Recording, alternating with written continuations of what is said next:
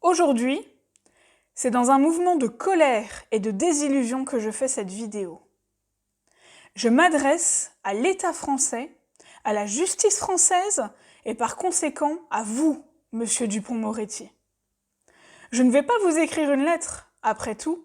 Vous n'avez jamais répondu à celle que je vous ai écrite le 8 août 2020, alors qu'une semaine avant, vous vous engagiez à aider les gens comme moi. Je vais vous rafraîchir la mémoire, sait-on jamais.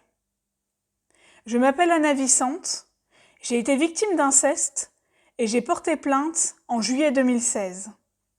J'ai appris, grâce à la création de mon collectif appelé Les Mots du Silence, créé en juillet 2020, que mon dossier a été perdu à partir de décembre 2017. Un dossier parmi tant d'autres, me direz-vous.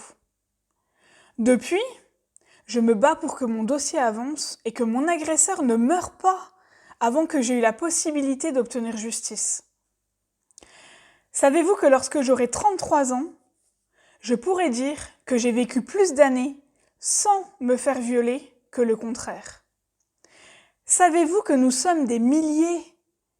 Savez-vous que c'est le policier qui a pris ma plainte, qui m'a fait comprendre que ce n'était plus à moi d'avoir peur?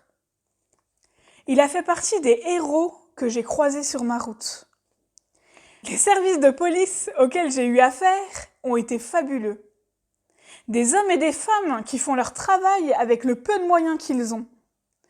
Le problème commence ici dans mon histoire. On donne aux policiers une 2 chevaux et on leur demande d'avancer aussi vite que s'ils roulaient en grosse cylindrée. Aujourd'hui, ce n'est pas pleine d'espoir, mais pleine de lassitude et de colère que je vous adresse ces mots.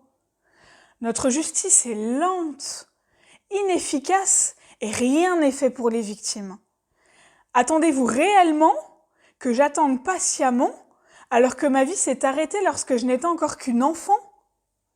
Comment pouvez-vous laisser le système faire durer des procédures et des enquêtes pour certaines victimes plus de 10 ans?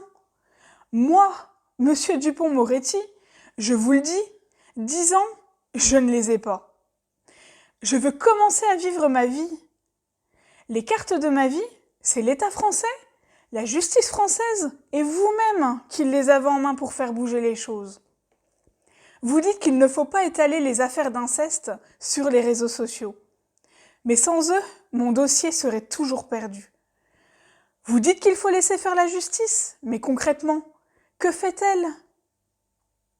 Que dois-je faire pour être entendue? Dites-le moi, je suis prête à donner ma vie pour ça.